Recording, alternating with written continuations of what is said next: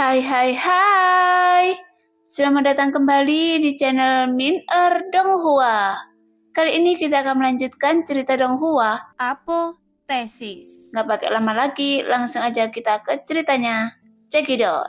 Jelas, misteri seni bela diri dewa tertinggi ini jauh melampaui imajinasi Loseng. Namun bintang-bintang di langit mungkin berjarak tidak kurang dari miliaran mil dari Loseng. Pada jarak ini, jika Loseng menghabiskan jutaan tahun, bahkan puluhan juta tahun, tidak mungkin dia akan dapat mencapai bintang terdekat.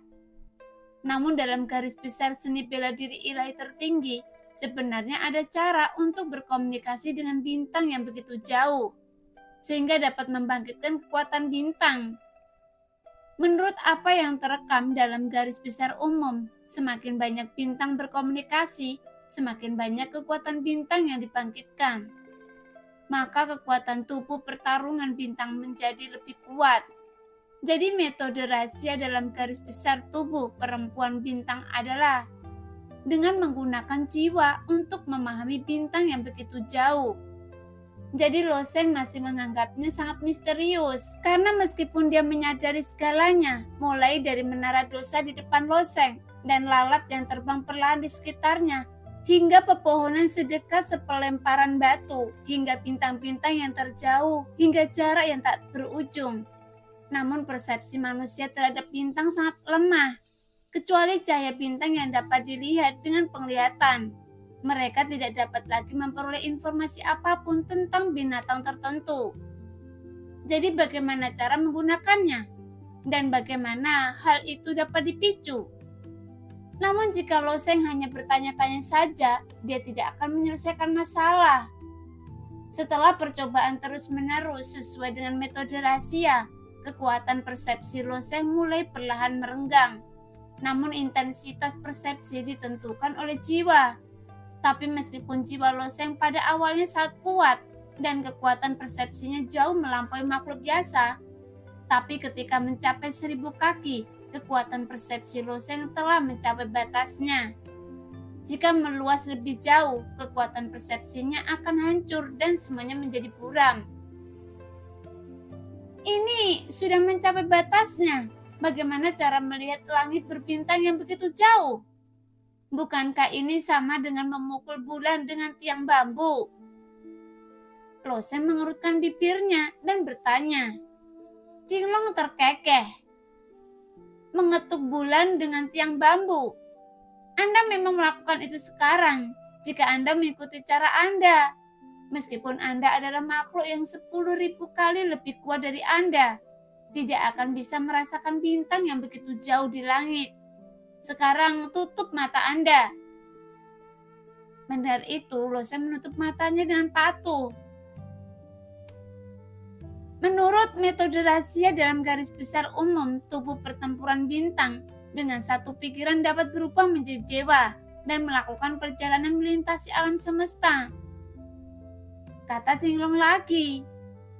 Memikirkan metode rahasia untuk berubah menjadi dewa. Mendengar kata-kata Jinglong, Loseng merasakan hawa dingin di hatinya dan mulai menjalankan persepsinya sesuai dengan metode rahasia. Pada saat ini persepsi Loseng perlahan terbuka, tetapi persepsi teratas terus menyusut dan memadat. Tiba-tiba Loseng merasa semuanya lenyap. Dia tampaknya bahkan tidak dapat merasakan tubuhnya sendiri, dan kesadaran Loseng tampaknya sepenuhnya terintegrasi ke dalam persepsinya. Kemudian dia merasakan langit mengerahkan gaya gravitasi yang sangat besar padanya, menarik kesadarannya terus-menerus. Sekarang kesadaran Loseng terus meningkat dengan kecepatan yang luar biasa, menjauh dari benua naga laut. Dia berbalik dan turun, dan menara dosa dengan cepat menyusut di depannya. Bahkan menara dosa yang besar sekarang tampak seperti korek api pendek. Tidak lama kemudian, menara dosa menghilang, dan yang ditampilkan di depan Loseng adalah seluruh benua naga laut. Kemudian benua Poseidon menjadi semakin kecil. Loseng melihat benua naga laut seperti perahu terapung, mengambang di lautan tak berujung. Sangat besar. Dunia yang luas ini jauh lebih besar dari yang dibayangkan Loseng. Ketika ketinggian Loseng membentang lagi, 7 atau 8 benua muncul di atas laut. Benua-benua ini sangat berjauhan satu sama lain. Itu wilayah tengah. Jantung Loseng tiba-tiba berdetak kencang. Di antara 7 atau 8 benua, wilayah tengah mungkin adalah benua terkecil. Di sisi wilayah tengah adalah Laut Bintang yang rusak, dan di sisi lain Laut Bintang yang rusak adalah kerajaan dewa. Wilayah keempat kerajaan besar ini puluhan kali lebih besar dari wilayah tengah. Hah? Ada benua lain? Benua ini sepertinya ratusan kali lebih besar dari luas 4 kerajaan dewa utama. Dibandingkan dengan benua ini, apakah itu wilayah tengah, 4 kerajaan dewa utama, atau benua naga laut? Ini seperti pulau kecil yang tidak berarti. Di mana itu? Loseng bertanya. Awalnya Loseng sangat penasaran dengan dunia atas. Ada ratusan ribu dunia dan ribuan ras di dunia atas. Tetapi setelah Loseng melihat sekilas seluruh dunia tempat Loseng berada, dia menyadari bahwa dia tidak memahami dunia tempat dia berada. Saat jarak melebar lagi, kecepatan penerbangan kesadaran Loseng tiba-tiba meningkat, dan ketinggian meningkat tanpa batas lagi. Gangfeng. Masa angin besar muncul di sekitar Loseng, berputar dengan ganas. Kelompok Gangfeng ini sepertinya mampu menghancurkan segalanya. Ketika kelompok Gangfeng ini saling bertabrakan, akan terjadi benturan yang dahsyat, menghasilkan Gangfeng yang lebih menakutkan, sehingga Gangfeng ini tidak ada habisnya, bertabrakan dan menghilang dan terus terjadi. Bagaimanapun, Gangfeng yang begitu menakutkan telah ada entah sudah berapa tahun. Mungkin sudah ada sejak lahirnya dunia ini, hingga saat ini belum ada yang bisa menembus lapisan Gangfeng ini. Bahkan jika tubuh senjata abadi Loseng yang bermutu tinggi terpelintir ke dalamnya, kemungkinan besar itu akan hancur menjadi bubuk oleh angin kencang. Namun Loseng hanyalah aliran kesadaran sekarang, dan angin kencang ini tidak dapat membahayakan Loseng. Setelah menembus lapisan Gangfeng, Loseng melihat ke belakang dan melihat ke bawah. Namun tidak peduli siapa orangnya, mereka memiliki pertanyaan ini ketika mereka masih muda, dan Loseng juga memilikinya. Ketika dia masih sangat muda dan ayah Loseng masih hidup. Pada saat itu, Loseng muda bertanya kepada ayahnya untuk pertama kalinya. Apa akhir dari wilayah timur? Dan ayahnya memberitahu Loseng, akhir dari wilayah timur adalah wilayah tengah. Di manakah ujung wilayah tengah? Tanya Loseng. Ayahnya menjawab, ujung wilayah tengah adalah laut. Di manakah ujung laut? Dalam pertanyaan ini, ayahnya tidak bisa jawab Loseng, tetapi memberikan Loseng salinan mitologi, sehingga Loseng sendiri yang membaca jawabannya. Tercatat dalam mitos bahwa ujung laut adalah tebing, dan air laut di seluruh dunia terus-menerus condong ke dalamnya, dan apa yang ada di dasar tebing. Loseng kecil memiliki pertanyaan seperti itu, tapi sayangnya tidak ada yang bisa menjawabnya, karena tidak ada catatan dalam mitologi. Tapi sekarang saat jarak Loseng terentang lagi, penglihatan Loseng menjadi semakin lebar. Benua-benua tersebut kini telah berubah menjadi titik hitam, dan ada lautan tak berujung di sekelilingnya. Di mana batasnya? Loseng melirik dan akhirnya menemukan ujung laut, dan itu hanyalah kabut putih yang luas. Kabut membelah laut seperti tembok. Seluruh dunia terbagi oleh tembok yang dibentuk oleh kabut putih besar, membentuk dunia berbentuk berlian. Bagaimana ini bisa terjadi? Melihat adegan ini, Loseng merasa bersemangat. Ketika Loseng melihat keluar tembok yang dibentuk oleh kabut putih, dia melihat lautan luas lagi. Lautan itu bukan milik dunia tempat saya berada.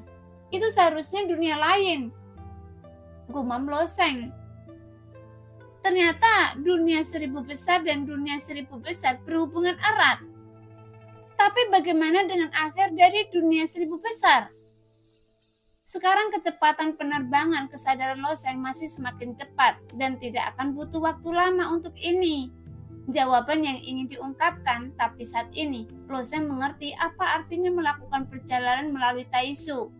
Karena ruang luas di Taisu sepertinya tidak ada habisnya. Bahkan jika Loseng terbang begitu cepat, bintang-bintang yang jauh itu tidak berubah sama sekali. Seolah-olah jarak antara keduanya tidak menyempit, yang menunjukkan karena jaraknya terlalu jauh. Bahkan jika kesadaran Loseng melayang begitu jauh, jarak antara dia dan bintang-bintang itu hanya 1/1 miliar kaki. Namun untungnya kesadaran Loseng terus meningkat. Setelah jangka waktu yang lama, Loseng melihat ke belakang lagi. Pada saat ini, Loseng dapat dengan jelas melihat dunia besar di bawah. Setiap dunia besar diblokir oleh tempat dinding yang dibentuk oleh kabut putih. Dari kejauhan, tampaknya seperti sisik pada kulit binatang buas. Apa itu? Loseng memperhatikan ada binatang raksasa di sisi ini. Binatang raksasa itu semuanya berwarna hitam dan tampak seperti kura-kura dan masih merangkak perlahan. Melihat itu, bagaimana Loseng tidak menghela nafas. Karena skala berbentuk berlian ini adalah dunia yang sangat luas, dan binatang raksasa itu sebenarnya mencangkup lebih dari selusin dunia besar. Dan dia masih merangkak. Artinya, monster raksasa ini lebih besar dari selusin dunia. Menurut ukurannya yang begitu besar, ia dapat menghancurkan dunia dengan hampir satu tendangan. Melihat pemandangan ini, Loseng merasa sedikit tidak bisa bernafas. Faktanya, Loseng hanyalah secercah kesadaran pada saat ini, dan tentu saja tidak ada pernafasan. Itu hanya reaksi naluriah yang dikejutkan oleh pemandangan di depannya. Karena bagaimana dia bisa membayangkan ada binatang sebesar itu ada di dunia ini. Meskipun ada 9 naga sejati dalam pikiran Loseng juga sangat besar. Tapi 9 naga sejati ini selalu ada dalam bentuk khusus, dan Loseng tidak terlalu menyadari ukurannya. Tapi Loseng menduga bahwa 9 naga sejati pun tidak bisa sebesar binatang raksasa itu. Lalu, apa yang dilakukan binatang sebesar itu untuk mencari makan? Jika dia terus bergerak seperti ini, bukankah dia akan menghancurkan dunia yang tak terhitung jumlahnya? Apa yang dimakannya? Bagaimana ukurannya bisa sebesar itu? Pikiran Loseng penuh dengan pertanyaan, namun dia tidak menemukan jawabannya. Sekarang kesadaran Loseng sudah keluar dari tubuhnya. Dia tidak bisa bertanya pada King Long. Sepertinya dia harus menunggu setidaknya sampai kesadarannya kembali ke tubuhnya. Sebelum dia bisa menanyakan jawaban atas pertanyaan ini. Tapi sekarang Loseng masih sedikit khawatir. Binatang raksasa yang begitu besar sehingga tidak dapat dibayangkan orang ini terletak tidak jauh dari dunia 1000 besar tempat Loseng berada. Meskipun Loseng tidak mengetahui rencana perjalanan dari binatang raksasa ini, jika dibelokkan sedikit dan melewati dunia 1000 besar, saya khawatir itu bisa menghancurkan seluruh dunia 1000 besar menjadi berkeping-keping. Memikirkan hal ini, Loseng menunjukkan senyuman tak berdaya. Dia masih terlalu kecil untuk dunia tanpa batas ini, sehingga Loseng tidak sebaik sebutir pasir. Bahkan di dunia tempat Loseng tinggal, dia hanyalah satu di antara triliunan makhluk, dan kekhawatirannya sama sekali tidak berdasar. Setelah jarak Loseng terus meningkat, Loseng melihat pohon besar berwarna abu-abu kecoklatan tumbuh di atas sisi yang lebat. Akar pohon besar itu menembus puluhan sisi. Dengan kata lain, akar itu saja menembus puluhan dunia. Dan tinggi pohon besar ini bahkan lebih mengerikan lagi. Ratusan kali lebih panjang dari akarnya. Jika pohon besar ini tumbang, mungkin bisa menutupi ribuan dunia dalam satu garis lurus. Dan berdasarkan pada lebar batang pohon besar ini, angka ini bisa dikalikan 10 kali lipat. Melihat ini, Loseng hanya bisa tertegun, namun kecepatan lompatan kesadaran Loseng masih meningkat. Dia bergerak menjauh dari skala padat dengan kecepatan yang lebih cepat. Pada saat yang sama, Loseng menemukan lebih banyak hal pada skala tersebut, seperti gunung dan lingkaran yang tak terukur besarnya. Pada saat ini, Loseng merasakan kepasifan yang tidak biasa pada Taisu di depannya. Dia mendongak dan melihat benda gelap berputar terus-menerus, tidak jauh ke kiri, dan Loseng hanya bisa menggunakan kata ini untuk menggambarkan masa hitam. Faktanya, tidak ada warna sama sekali pada masa itu. Ia hanya menyerap segala sesuatu yang ada di dalamnya secara terus-menerus, bahkan cahaya sehingga berbentuk seperti itu. Untungnya, kesadaran Loseng tidak terpengaruh oleh kekuatan eksternal.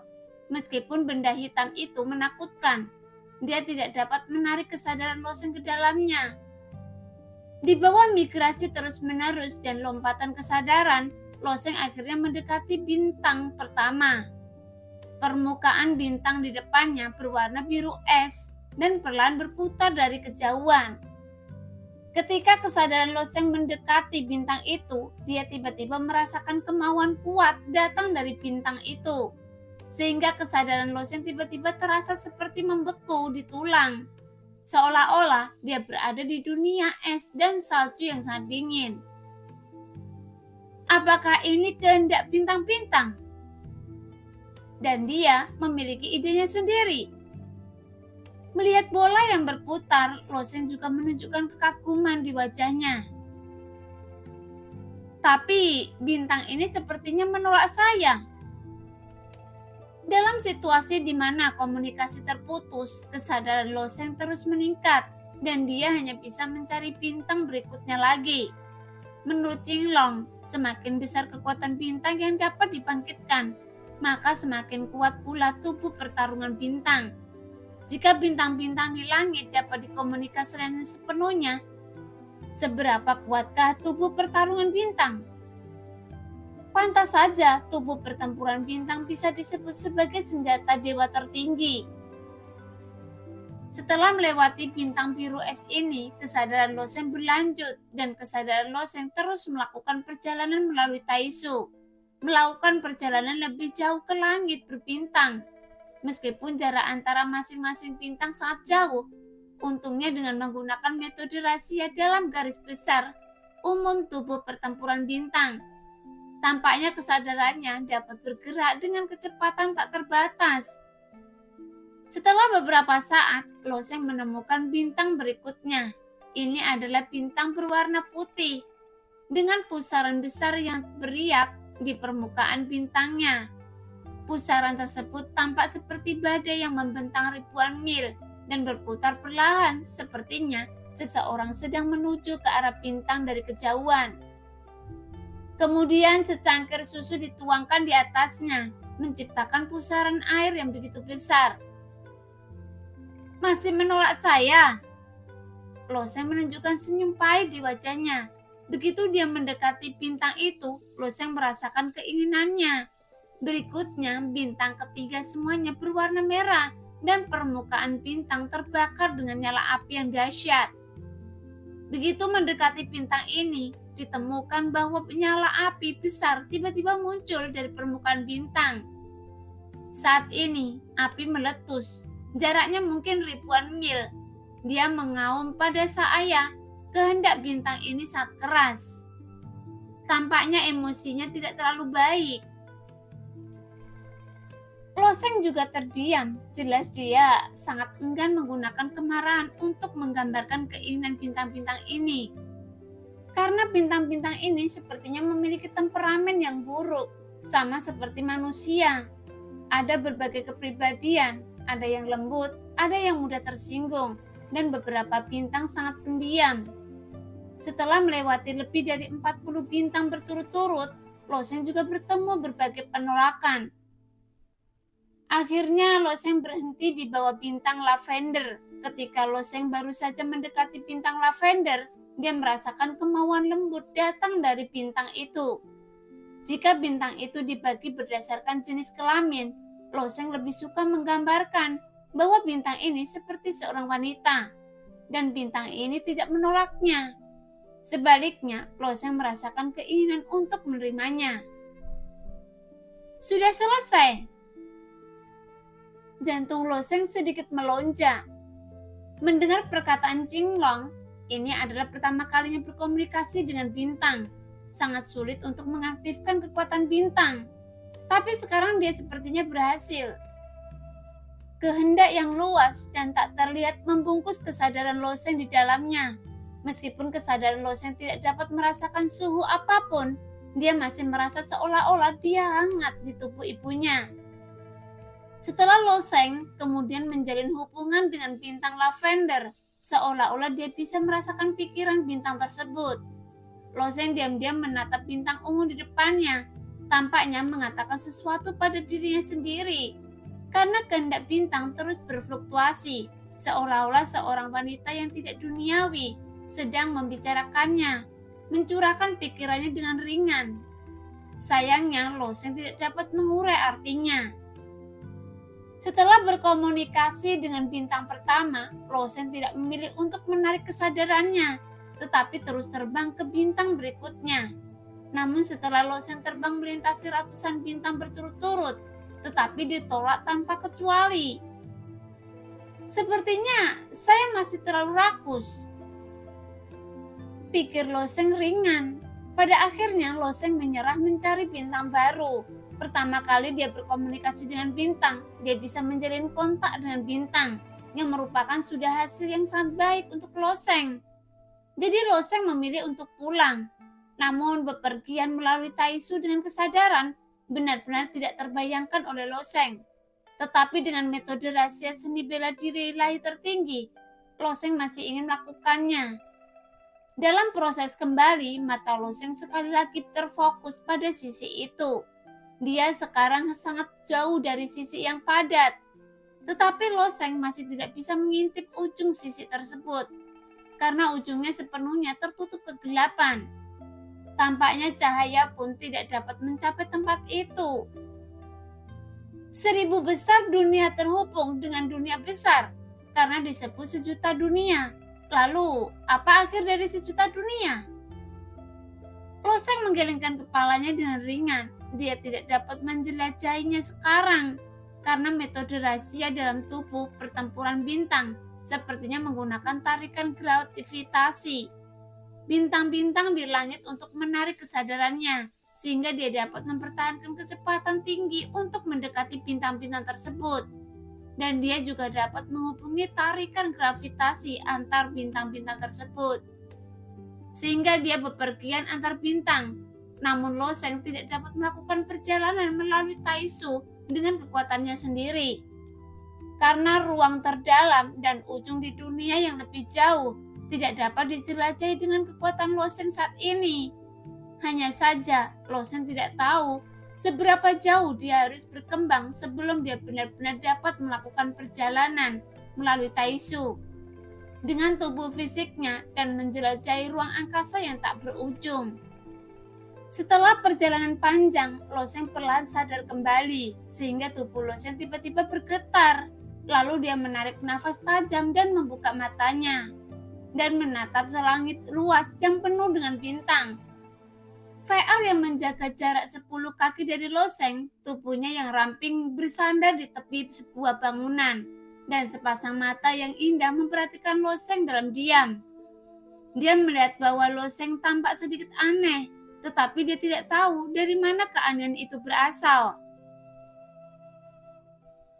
Apakah menyenangkan berkeliling Taisu? Jinglong bertanya sambil tertawa. Jelas di Taisu, Loseng menerima terlalu banyak kejutan dan dia masih menikmati momen itu. Pada saat ini, kesadaran Loseng masih berkomunikasi dengan bintang lavender. Dia sedikit memiringkan kepalanya sambil melihat ke sudut langit tertentu. Karena penglihatan Loseng luar biasa, dia dapat membedakan bintang lavender hampir dalam sekejap. Setelah menjalin hubungan dengan bintang-bintang, bagaimana cara mengaktifkan kekuatan bintang-bintang ini? Loseng bertanya. Apa? Apakah Anda berhasil? Jinglong bertanya dengan ekspresi terkejut, karena saat naga merah memindahkan bintang, butuh waktu 5 tahun dan hampir mustahil untuk menjinakkan keinginan bintang-bintang untuk mendapatkan pengakuan sebuah bintang, yang sangat menyedihkan. Selama 5 tahun, Jinglong melakukan perjalanan di Taisho untuk berkomunikasi dengan bintang-bintang. Dia bepergian ke banyak tempat, tapi berkali-kali dia mendapatkan penolakan hingga dia menemukan bintang pertama yang menerimanya. Tapi Loseng ini, berapa lama? Dia pertama kali bepergian ke dalam perjalanan Taisho, tapi dia benar-benar mendapat pengakuan dari sebuah bintang. Oleh karena itu, Jinglong hampir tidak bisa berkata-kata karena terkejut. Pada saat ini, Jinglong berkata dengan ringan, "Saudara ketujuh, jangan lupa takdir Loseng." Ya, itu benar. Itu benar. Jinglong lupa bahwa Loseng memiliki takdir untuk bertarung demi dunia.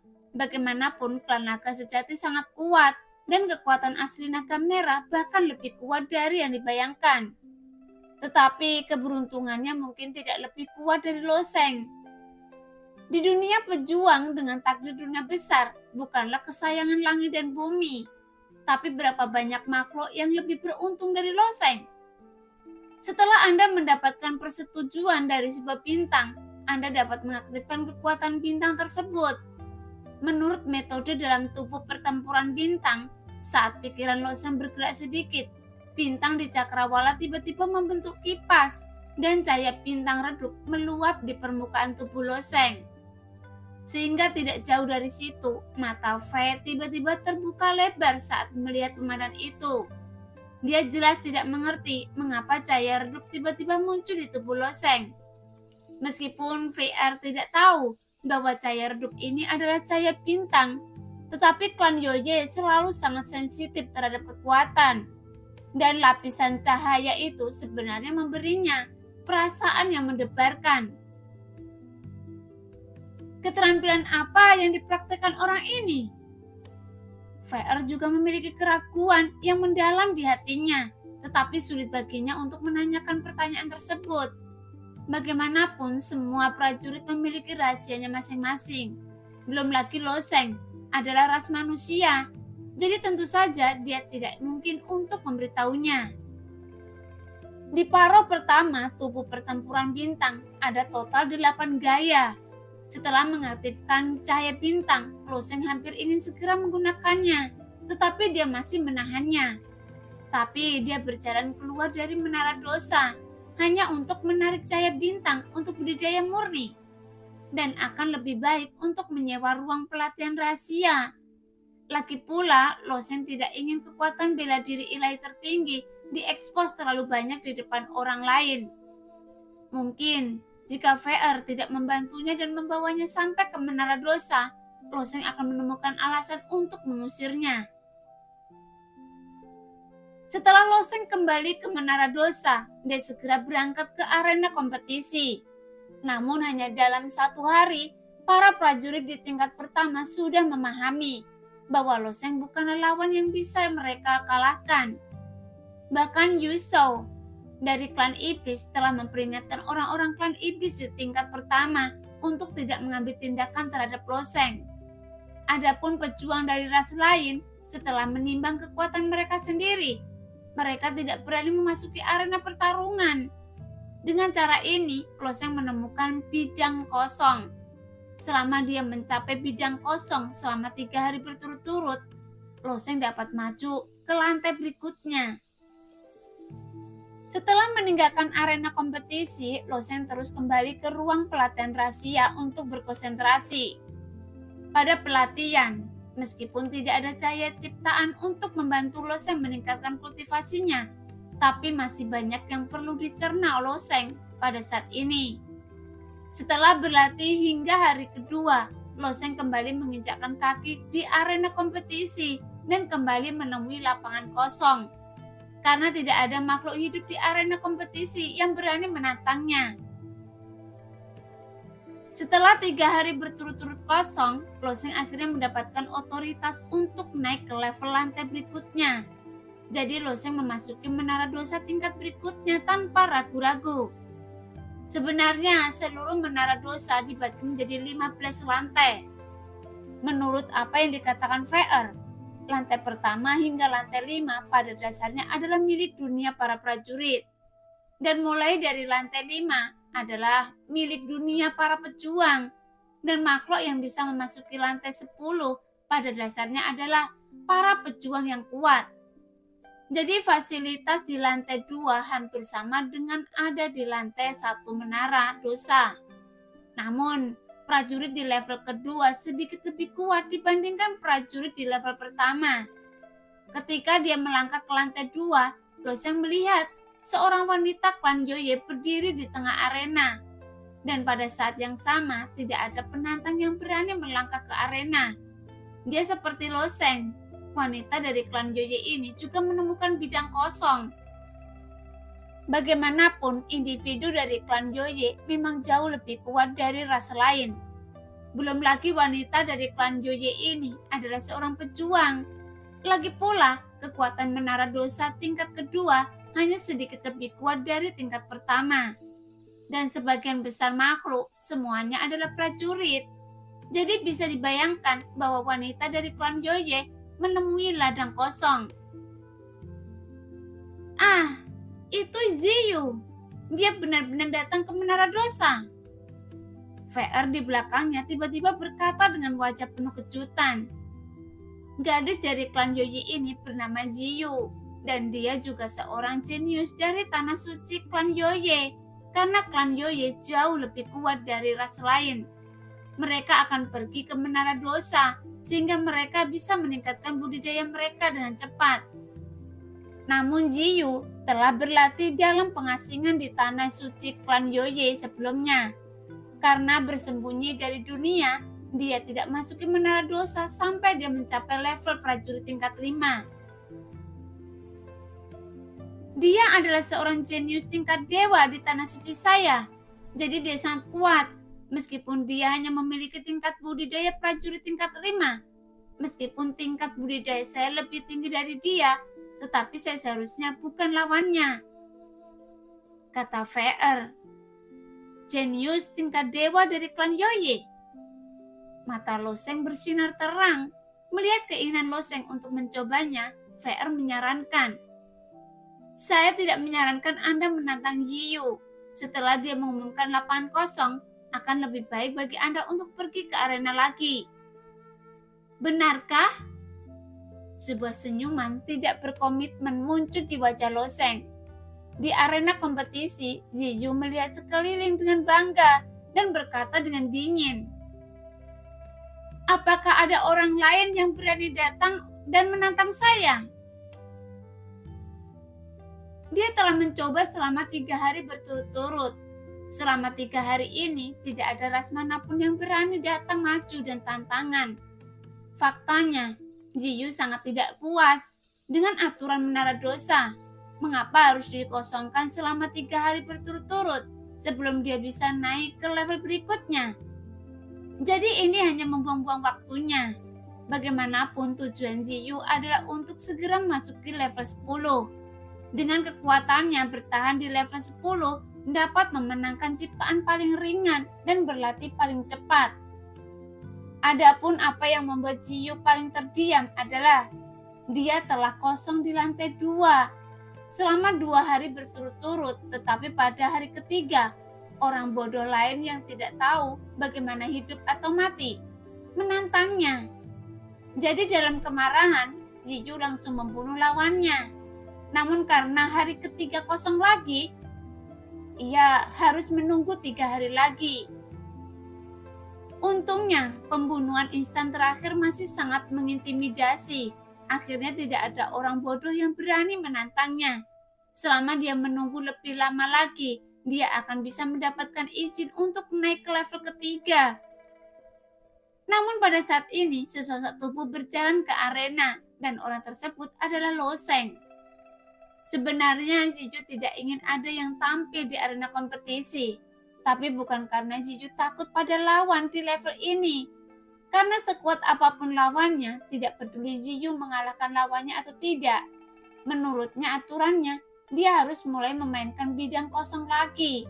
Yang berarti dia harus menunggu selama 3 hari sebelum dia bisa memasuki lantai 3 Menara Dosa. Jadi melihat Loseng berjalan ke arena, Ziyu hampir marah. Dia melihat Loseng dari atas ke bawah. Mata di pupilnya sangat dingin. Sekarang benar-benar ada pejuang yang berani menantang saya. Terlepas dari hidup atau mati, tampaknya metode saya terakhir kali tidak cukup kejam. Jika Anda tidak pergi, Anda akan mendapatkan konsekuensi yang menyakitkan, karena pelajaran yang didapat kali ini seharusnya lebih kejam. Saya tidak tahu bagaimana menjadi kejam. Loseng tersenyum sedikit. Ziyu mengeluarkan belati pendek dari cincin penyimpanannya dan berkata dengan sungguh-sungguh, metode kejam yang akan membuat Anda merasa putus asa. Nah, demikianlah cerita hari ini. Terima kasih yang sudah menonton video Min-er sampai selesai. Sampai jumpa di video selanjutnya. Bye-bye.